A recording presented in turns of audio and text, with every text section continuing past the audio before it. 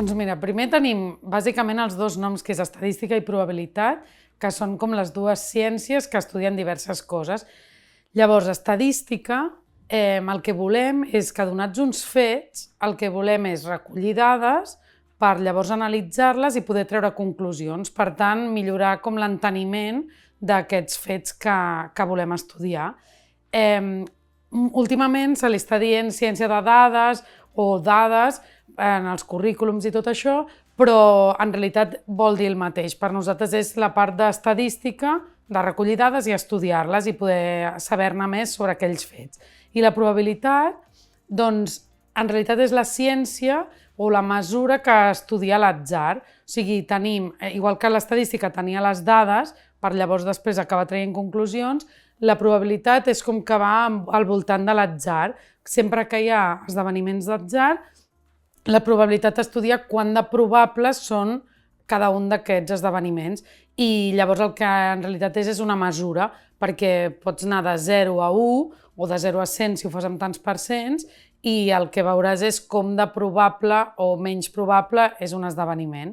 I llavors, últimament està sortint un concepte nou que és el sentit estocàstic, que és molt interessant perquè és com la barreja de les dues ciències aquestes, no? De la probabilitat i l'estadística. Per una part, el sentit estocàstic és voler fer un estudi estadístic de tot allò, de tots aquells esdeveniments que incorporen atzar. Per tant, fer l'estudi estadístic d'allò que té atzar, i estem barrejant els dos conceptes, i, per exemple, podria ser que tiro uns daus i vull veure què passarà. Doncs clar, el fet de tirar daus ja fa que sigui aleatori, ja hi ha atzar per allà al mig. Llavors jo puc fer molts experiments i veient estadísticament què ha passat, doncs treure conclusions. Però també és molt interessant per un altre motiu, perquè jo podria girar-ho. Podria dir, vale, jo tinc un esdeveniment que no té atzar, però que jo el desconec, o sigui, la meva ignorància el que fa és que no ho puc estudiar. I llavors el que puc fer és generar com esdeveniments aleatoris sobre una cosa que és finita. Per exemple, podríem voler veure en un estany quants peixos d'un tipus hi ha.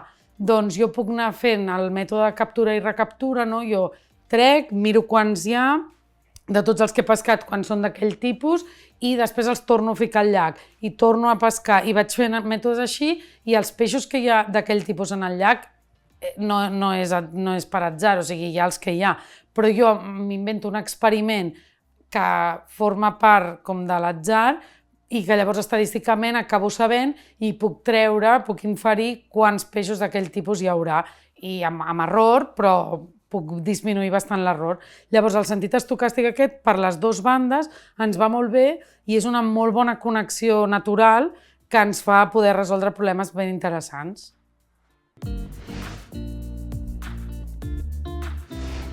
La probabilitat la treballem amb una seqüència didàctica des de que som ben petits i al principi no ens centrem en quantificar, sinó en fer-la més qualitativa i que els alumnes vegin la diferència entre que alguna cosa sigui possible, impossible o segur. Un cop ja van creixent, sí que ens esmerem més en que entenguin que la probabilitat és una mesura de l'atzar i que aquesta mesura anirà entre 0 i 1 en el cas que ho fem amb fraccions o amb decimals i que anirà de 0 a 100 si ho fem amb tant per cent. I llavors el que fem primer sempre és que facin l'experiment molts cops. Llavors, sigui quin sigui l'experiment, sempre intentem que el repeteixin moltes vegades, aconseguint que en tota la classe es reparteixin, i llavors que facin experimentació. A través de l'experimentació es poden veure moltes coses. De fet, ja veuen que quan han fet l'experimentació un número petit de vegades, encara no és bastant fiable, però quan l'han fet un nombre gran de vegades ja s'acosta a el que realment després és la probabilitat teòrica. I això és la llei dels grans nombres que ens ho diu, i el que fem didàcticament és fer molt tot aquest procés. Un cop ja hem vist quan dona l'experiment de manera experimental, sí que llavors ja després anem a fer estudis com més teòrics d'aquell esdeveniment i contrastem el que ens havia donat l'experimentació reiterada amb l'estudi teòric que hem fet d'aquell experiment, i per tant veiem que la cosa casa i per tant corroborem que la llei dels grans nombres funciona. Llavors, això és com la teoria que fem i la seqüència, però després en cada sessió nosaltres sempre treballem un cicle que és que tu, davant d'un experiment probabilístic, no? d'un experiment que vols saber quina és la probabilitat, sempre els hi fem treballar les conjectures, primer que pensin què creuen que passarà, i això ells és molt important que facin connexions amb altres experiments que han realitzat, amb altres problemes similars, i llavors aquí ja utilitzin la resolució de problemes amb les connexions, facin els seus arguments, i un cop ja han conjecturat, que comencin a experimentar. Sempre intentem parar quan han tirat un nombre petit de vegades, o per exemple si fan per parelles, és molt important analitzar que si totes les dades que has recollit fossin només les teves, a quina conclusió arribaries, i després és molt interessant unir tots els experiments que ha fet tota la classe, perquè llavors ja se't multiplica per 20 el nombre de dades, i llavors es fa l'anàlisi conjunt del que li ha passat a tota la classe. Llavors ja acaben veient que haver llançat o haver repetit l'experiment un nombre gran de vegades s'assembla molt a la probabilitat teòrica. Llavors després és molt important, ja cada vegada que són més grans a secundària ja ho podem fer més, fer l'estudi teòric d'aquell esdeveniment perquè així poden veure que es pot arribar a la mateixa conclusió de les dues maneres i que la manera més estocàstica, més a través de l'estadística, no deixa de ser una bona aproximació i que l'estudi de la probabilitat teòrica et dona el resultat de manera exacta. Llavors la combinació de tot aquest cicle és el que va fent que els alumnes vagin connectant i vagin tenint cada cop més sentit estocàstic. Per altra banda, a més d'estar fent tot aquest cicle dintre de cada sessió, és molt important que haguem anat treballant les diferents representacions, en forma d'arbre, en forma de taula de doble entrada, que els alumnes entenguin la diferència entre quan em va millor representar amb arbre o quan em va millor representar amb taula de doble entrada. Si només són dos variables ho farem taula, però a la que en tingui més ja hauré d'anar amb arbre. I aquí en realitat és el que a nosaltres tota la vida li havíem dit combinatòria, que per nosaltres és el comptatge, saber comptar diversos casos, serà molt important que ho anem treballant en paral·lel, perquè quan estàs fent l'estudi teòric que hem dit que fèiem al final d'aquesta probabilitat, et bases en la regla de Laplace, i la regla de Laplace, per poder-la fer bé i comptar els casos favorables i els casos totals, necessites tenir molt domini de fer diversos comptatges amb casos molt diversos. Llavors, treballar en paral·lel tota aquesta idea de comptatge i de representació dels successos perquè després, quan has d'aplicar Laplace, ho puguis utilitzar amb soltura, doncs és molt important també fer aquesta altra connexió. Doncs sí que hi ha molts tipus de problemes de probabilitat. De fet, podem veure que hi ha problemes que són equiprobables o que no són equiprobables, o també tenim els de probabilitat composta.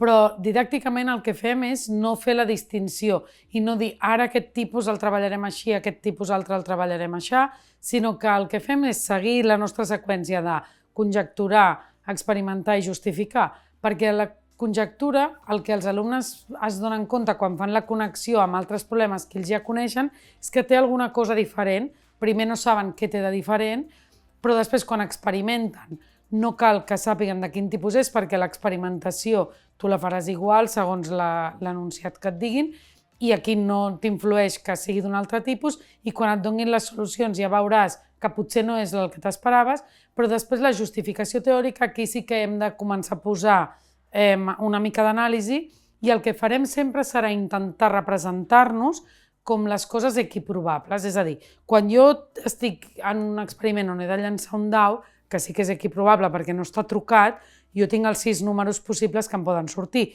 O si tinc una ruleta de 3 colors i està partida en terços, doncs tinc un terç de probabilitats que em surti vermell, blau o negre.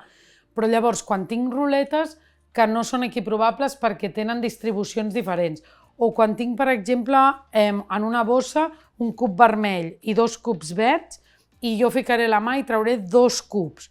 Clar, aquí jo ja veig que tinc 2 opcions. Tinc o que em surtin els 2 cubs verds o que em surtin els 2 cubs, un de cada color, i no em pot passar res més. Però aquestes 2 opcions no són equiprobables.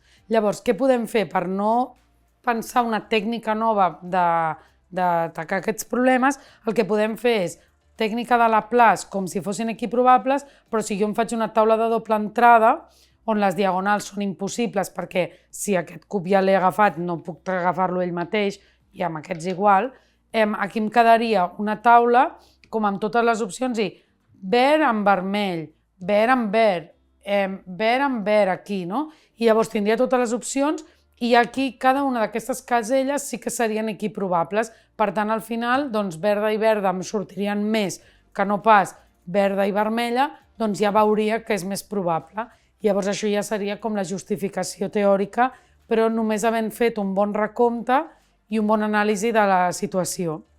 Després també podem tenir experiments compostos o de probabilitat condicionada i aquest, per exemple, el treballem amb un exemple dels daus no transitius, daus que tenen nombres diferents a les cares i a veure si aquest dau guanya aquest altre. Doncs també fem l'anàlisi amb taula de doble entrada de Laplace com bàsic, on si té 3 5 aquell dau, doncs posem 3 vegades el 5. Llavors, quan tu repeteixes els successos que hi ha en cada esdeveniment, al final aconsegueixes caselles equiprobables i després ja recomptaràs al final quantes n'hi ha de més d'una que de l'altra. Llavors, la idea és no fer casos i explicar tècniques específiques per cada cas de problema, sinó seguir amb les mateixes tècniques i ser cada vegada més hàbils amb recomptes i representacions adequades perquè pugui representar bé la situació d'aquell problema.